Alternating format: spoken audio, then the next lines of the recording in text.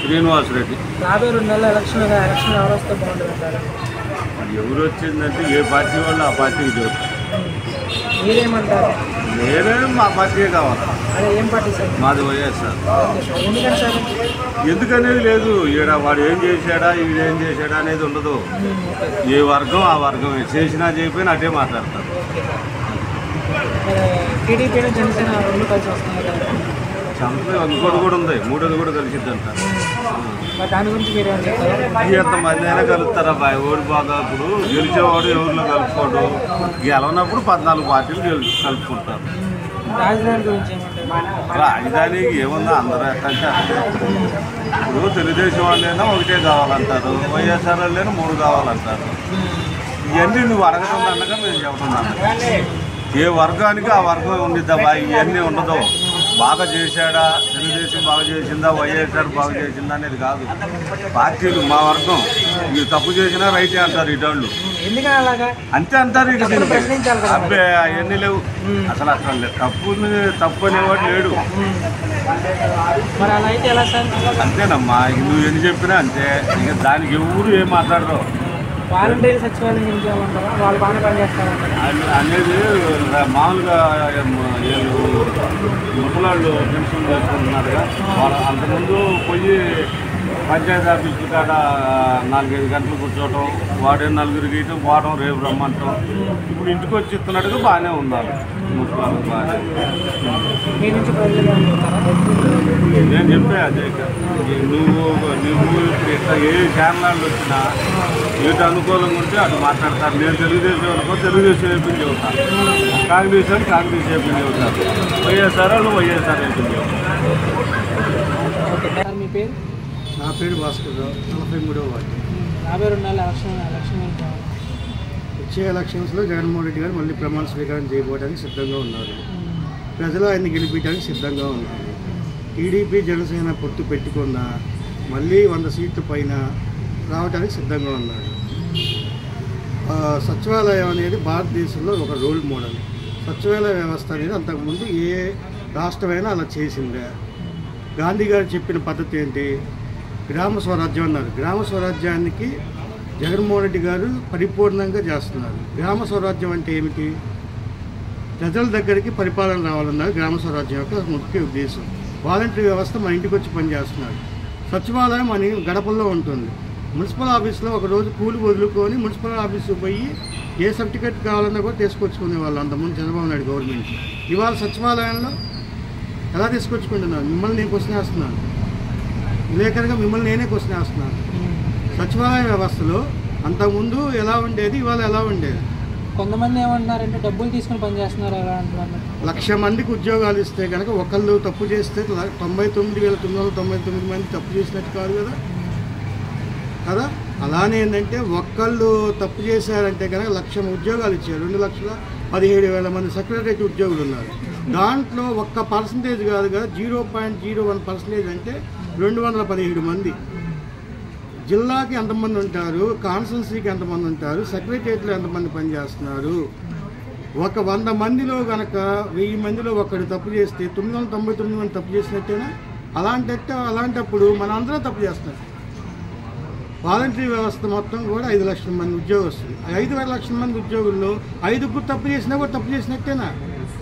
కొంతమంది ఏమన్నారంటే మేము పనుల కోసం వెళ్తుంటే వాళ్ళు మాకు తెలియదు అని చెప్పి నెగ్లెక్ట్ చేస్తున్నారు అంటారు. దాని గురించి కొంతమంది ప్రజలు ఉన్నారు కదా, వాలంటీర్ల దగ్గరికి వెళ్తుంటే ఆ పనులు మాకు చేయట్లేదు, నెగ్లెక్ట్ చేస్తున్నారు. తర్వాత వ్యవస్థ ఉంది కదా, సెక్రటరియట్ ఉంది. వాలంటరీ వ్యవస్థ సెక్రటరియట్ పని చేయకపోతే ఎంఆర్ఓ ఆఫీస్ పోతే కనుక స్పందన ఉంది కదా, సోమవారం. As the update, first of all voluntary, second సచివాలయం, number 3 municipal office, number 4 collector గారు, నెంబర్ 5 నువ్వు పిటిషన్ ఇచ్చేసి సీఎం గారికి రాసి పంపించవచ్చు. వ్యవస్థ అనేది స్టార్ట్ అవ్వాల్సింది మన ఇంటి దగ్గర నుంచి. వ్యవస్థ స్టార్ట్ అవ్వాలి. వాలంటరీ వ్యవస్థ అనేది మన ఇంటి దగ్గరకు వస్తున్నారు. మన ఇంటి దగ్గరకు వచ్చే వ్యక్తి పని చేయలేదు, మనకు వీధిలో ఉంటుంది సెక్రటరియట్, మన వీధిలో వాళ్ళు పని చేయట్లేదు. అక్కడ పని చేయకపోతే కదా స్పందనలో కలెక్టర్ గారికి ప్రతి సంవత్సరం తీసుకొని పిటిషన్ ఇస్తే అది రెక్టిఫై వారం రోజుల్లో రిప్లై వస్తుంది కదా. వాళ్ళు పెట్టింది పని చేయడానికి కదా, మరి పని చేయకపోతే చెప్పింది అదే కదా. ఇప్పుడు 1,00,000 మందిలో ఒకటి పని చేయకపోతే మిగిలిన కూడా పని చేయలేదని మీరు ఎలా అంటారు? అంటే ప్రజల అభిప్రాయం మేము అడుగుతాం. ప్రజల అభిప్రాయం మీరు చెప్తున్నారు కానీ నా అభిప్రాయం కూడా కాదు, అందరి అభిప్రాయం కూడా ఏంటంటే ఎవరో ఒక ఊళ్ళో ఇప్పుడు ఆంధ్రప్రదేశ్లో 26 జిల్లాలు ఉన్నాయి. 26 జిల్లాల్లో వచ్చే కల్లా 26 జిల్లాల్లో 26 మంది తప్పు చేస్తే మొత్తం తప్పు చేసినట్టేనా? జిల్లాకు ఒకడు ఉంటాడు ఎదవ, ఆ ఎదవ గురించి అందరూ మాట్లాడితే అట్లా కాదు కదా. ఆ ఒక్కడనే కదా అందరూ చూపించేది. బాగు చేసిన వాళ్ళకి ఎవరు సర్టిఫై చేయట్లేదు కదా, బాగు చేసిన వాళ్ళకి సన్మానాలు చేయట్లేదు కదా. ఎంతోమంది కూడా పాపం కొన్ని కిలోమీటర్ల దూరం పోయి కూడా వృద్ధులకి ఇస్తున్నారు కదా పెన్షను. ఇవాళ అంతకుముందు వచ్చే కల్లా death certificate, birth certificate, caste certificate కావాలంటే కానీ కొన్ని వేల రూపాయలు డబ్బులు పెడితే కానీ రావు. ఈ రోజున మన ఇంటి గడప మన ఇంటి దగ్గరకు వచ్చేసి సర్టిఫికేట్ ఇచ్చిపోతున్నారు. అది మంచి పద్ధతే కాదా? అది చాలా మంచి వ్యవస్థ కదా. అంతకుముందు 14 ఏళ్ళు చేసిన సీనియర్ ఎందుకు పని చేయలేకపోయాడు? ఆ మాట ఎందుకని నా క్వశ్చన్ ఎవరు మనస్సాక్షి చేసుకోవాలి. నాకు ఎలాంటి గవర్నమెంట్ నుంచి ఒక్క పథకం కూడా రాదు, కానీ వ్యవస్థ అనేది మార్పు రావాల్సింది గ్రామ సచివాలయం వల్ల అనేది ఒక మన మహాత్మా గాంధీ గారు చెప్పింది ఒకటే, ప్రజల వద్ద పాలన అంటే ఇది. ప్రజల వద్ద పాలన అని గాంధీ గారు చెప్పింది. ఎలా చెప్పారు? గవర్నమెంట్ ప్రజల కాడికి వెళ్ళమంది, ప్రజల్ని గవర్నమెంట్ కాడికి ప్రజలను తిరగమని చెప్పాలా. ఈరోజు గవర్నమెంట్ చుట్టూ తిరుగుతుంది, ప్రజల చుట్టూ. వాలంటీర్ వచ్చి ఏం కావాలి అడుగుతున్నాడు. అంతకుముందు ప్రజలు పోయి నాకు ఇది కావాలని పిటిషన్ ఇచ్చేవాళ్ళు. జన్మభూమి కమిటీలో ఏం చేశారు?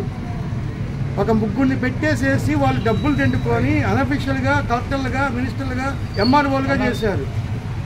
ఇవాళ అలాంటి జన్మభూమి కమిటీలు ఏంటి ఉపయోగం? జన్మభూమి కమిటీని మళ్ళీ తీసుకొస్తానని చంద్రబాబు నాయుడు ఎలక్షన్స్కి వెళ్ళగలుగుతాడా? పవన్ కళ్యాణ్ గారు జన్మభూమి కమిటీలు మేము మళ్ళీ తీసుకొస్తాం, వాలంటీర్ వ్యవస్థని, సెక్రటరీ వ్యవస్థని మొత్తం తీసేస్తామని చెప్పి ప్రజలకు చెప్పి ఎలక్షన్స్కి వెళ్ళమనండి ఆయన. Only 1 question. ప్రజలు వాళ్ళకు వాళ్ళు ఆత్మ పరిశీలన, వాళ్ళకు వాళ్ళు ఓన్లీ 1 క్వశ్చన్ వేసుకోండి.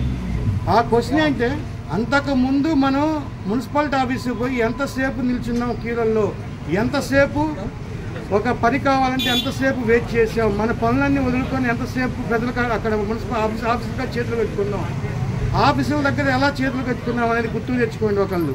ఇవాళ వాలంటరీ వ్యవస్థ వచ్చిన తర్వాత మన ఇంటికాడికి వచ్చి ఏం కావాలని అడుగుతున్నారు. దానికి దీనికి వ్యత్యాసం ఒకటే. మహాత్మా గాంధీ గారు చెప్పిన గ్రామ స్వరాజ్యం అనేది జగన్మోహన్ రెడ్డి గారి వల్ల జరుగుతుంది ఆంధ్రప్రదేశ్లో.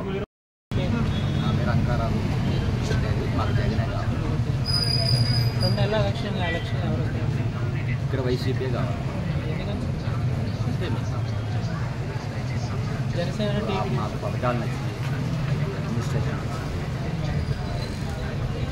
ఇంకా వస్తే ఇంకా ఎంతకన్నా ఎక్కువ చేయాలని నేను కోరుకుంటున్నాను.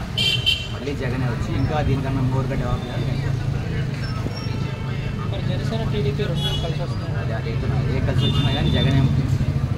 మరి రాజధాని గురించి ఏమంటారు? రాజధాని వైజాగ్ 3 పెడతా అంటున్నారు కదా. 3 బాధ, వైజాగ్ అయినా బాధ.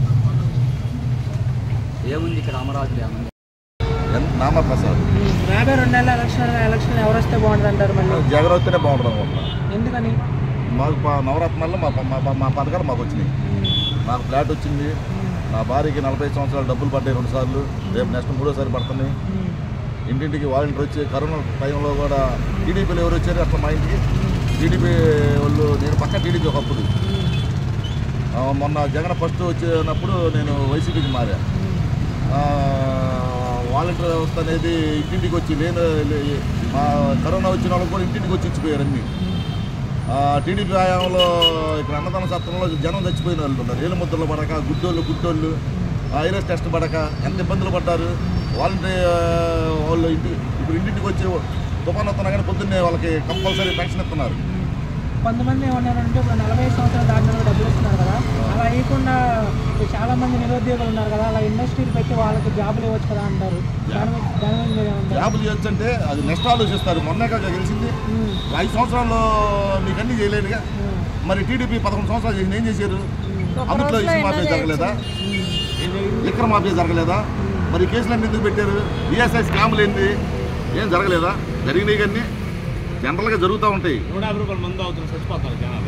150 రూపాయల మందు అంటే నువ్వు ఎవరు దాగమన్నాడు? జగన్ దాగమన్నాడు ఏంది? అవుతుంటేనే అయిపోతాం మందు. నిన్ను ఎవరు దాగమన్నారు? నిత్యావసర సరుకు చాలా రేట్లు పెరిగినాయి. అవి మాత్రం పెరిగినాయి అంటే అన్నీ ఎమ్మన్నా చూడలేరుగా.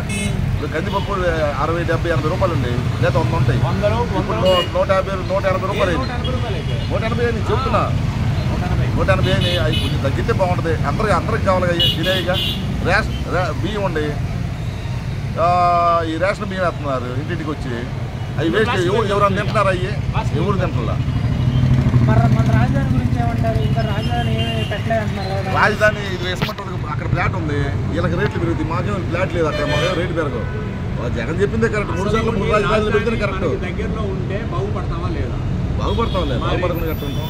వ్యాపారాలు జరుగుతూ ఉంటాయి. 100 మంది ఒకటైనా సింహంగానే వచ్చిందిగా. ఎవరితో పొత్తు పెట్టుకోవాలా జగన్ గారు? వాళ్ళందరూ టీడీపీ, చంద్రబాబు నాయుడు, పవన్ కళ్యాణ్, మళ్ళీ బీజేపీ వాళ్ళు సీఎం కావాలంటున్నాడు. జోగి రమేష్ పవన్ కళ్యాణ్ 2.5 సంవత్సరాలు అన్నాడు. మరి ఎవరు చేస్తారు? వాళ్ళు నేను గెలిచినప్పుడు చూద్దాం, అంతేగా. కొంతమంది ఏమంటున్నారంటే ఇప్పుడు ఈయనకి ఒక 5 సంవత్సరాలు ఛాన్స్ ఇస్తాం కదా, తర్వాత కూడా టీడీపీ కూడా ఒక 5 సంవత్సరాలు ఛాన్స్ ఇద్దాం అంటున్నారు. దాని గురించి మీరు 10 సంవత్సరాలు సీఎంగా చేయలేదా? వాళ్ళు బాగుపడతామే, లేబర్ని ఎవడు బాగుపరచడు.